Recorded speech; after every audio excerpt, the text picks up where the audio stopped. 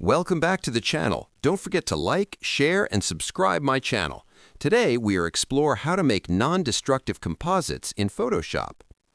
Start by importing all elements as separate layers and immediately convert them into smart objects when needed.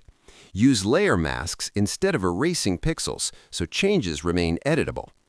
Activate Mask Overlay to refine masks without damaging original images. Keep adjustments like curves, levels, and color balance on separate adjustment layers clipped to each element. This allows you to match lighting and color while staying flexible.